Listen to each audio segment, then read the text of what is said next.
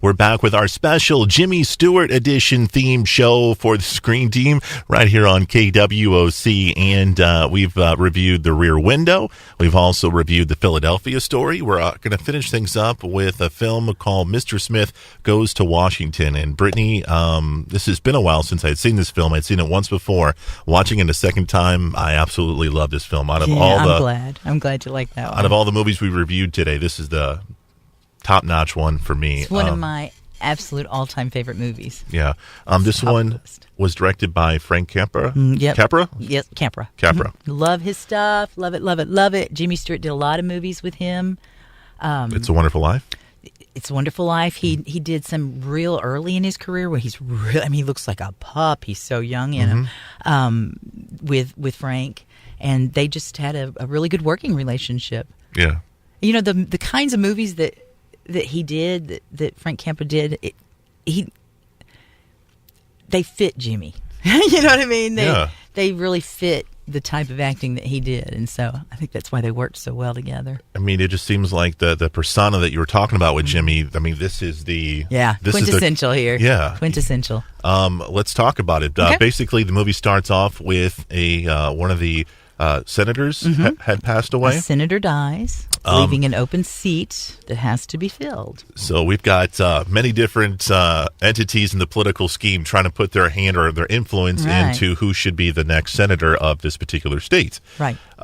So the governor, and this is one of the best scenes in the film. The governor is struggling to fill this seat. He's getting influence from one side, getting influence from another side, and he's like, you know what, I need to rest and think about this. So I'm going to go have a meal with my kids.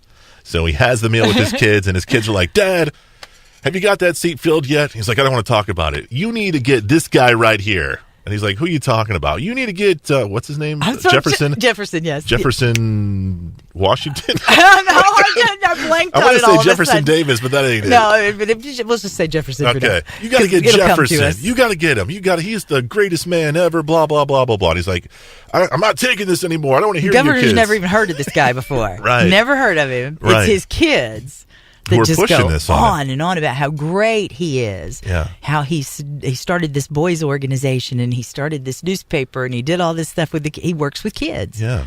And so the kids love him. Yeah, they love him. him. And it's so funny. The governor's got a whole table full of kids and a bunch of them yelling at him to pick him. So the governor decides to take his kids' advice, but with a little twist on it. He's they want to basically put a yes man in there to get their political views forward on different bills and stuff like that. So they appoint him, and Mr. Smith goes to Washington.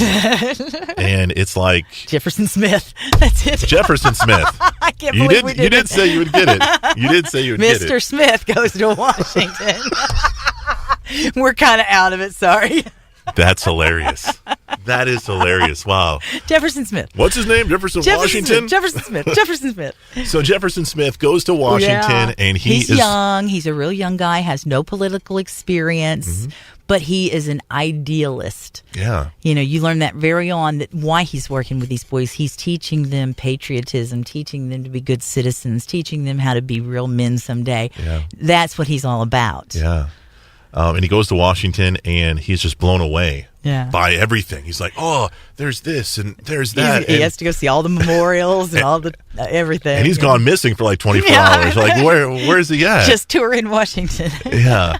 So, so we've got this story of Smith going to Washington, and he has somewhat of a helper, like a secretary type lady, who doesn't really like him at first because she's got to basically babysit him, and he's a po-tunk from wherever he's from, small town USA. All the political machine are telling her, take care of him to get him out of the way, keep him out of, trying to keep him out of the sessions when they're in session, so that because he is such an idealist, and we learn that he's up against this political machine. Yeah. So. And this movie was made in a time when that kind of stuff was really heavy on people's minds, political corruptness and that sort of a thing. So it kind of fit the time. Yeah, well, I think it could fit in any time. I think it could fit now, too. Yeah. It's just, when's the last time we saw a real true idealist head to Washington?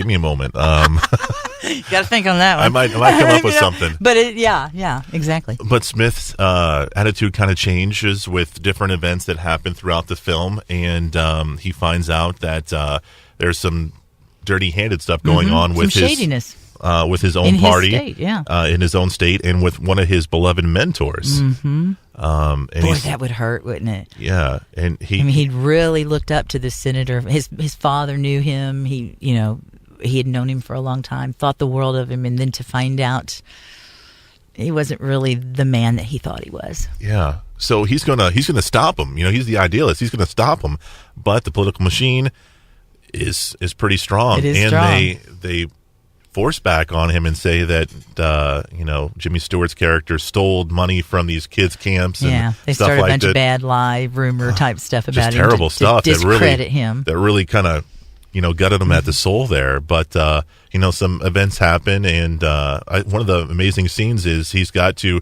prove his innocence somewhat, and he does like a filibuster, where he's got to talk, His assistant is such a great character. She's so funny, and as the movie goes on, like you said at the beginning when she first meets him, she just doesn't want to have to deal with him, doesn't want anything to. But she kind of sees that he's real, that his idealism's not just some kind of show, that he really feels these things, and he really wants the country to be great and better, and she kind of gets on board. Yeah. And so she starts coaching him. She's the one that tells him how to filibuster. Yeah. Gets him started with the whole thing there.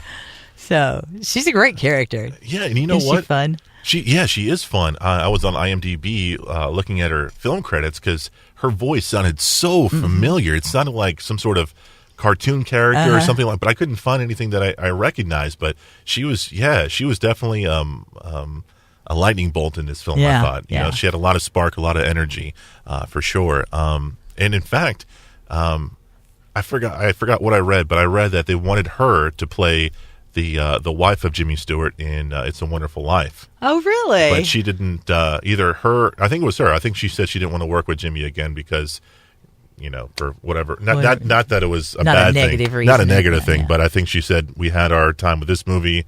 Let's do something else, kind of thing. So she did do another one with him too. That, if I'm not mistaken, I'm trying to think of the name of it. Oh gosh, it is such a rare film. It's really hard to even find it. Mm-hmm.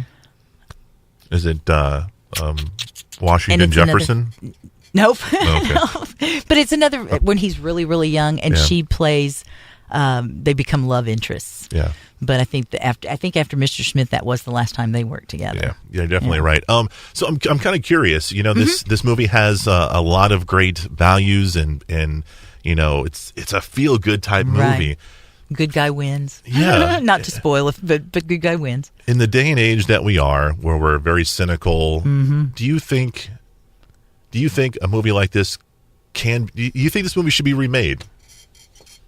I never even thought about it. You know what? That might be kind of fun. Because if we try to, this movie's out here, it's perfect. Right. I really do think so. It would be hard to make it any better, for sure. But an updated version. An updated version. Interesting, of it. Chris. I never thought of that. Do you think that would work in today's age?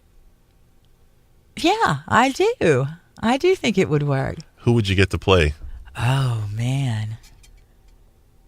Oh, I may have to think about that one a minute. Who would you get? Who do you think would be good? Oh, wow.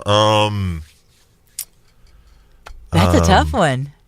Because, that character's he's just such a, you fall in love with him. Yeah, you really do. You fall in love with him when you see he's so genuine. Yeah. He may be idealistic, maybe too idealistic, but he's so genuine when he feels that way that you just like she did, we fall in love with him. Yeah. Barack Obama? I don't think so. It'd have to be a pretty young actor because it really kind of he does need to have that youth idealism. Honestly, I think it would have to be somebody that maybe somebody that we don't even know now. That's what I think. That would be a great breakout film for somebody. I agree. Yeah. Oh, I'm gonna have to think on that one. I never even considered that. What a great idea. Well, hey, let's let's pitch it to Hollywood. There you go. Let's make some money. Find some investors and go for it. Brittany, thank you for being on the show. Oh, thank you for It's sharing been a little while. Thank you for sharing your love of Jimmy Stewart with us and the other screen teamers out there. We want you to come back, but please, please, please, no more Katharine Hepburn films. I promise, no more Katharine. No more Hepburn films. I promise. We'll be back next Saturday with another edition of The Screen Team for Brittany and Chris. We are The Screen Team, and remember, we want you to know before you go.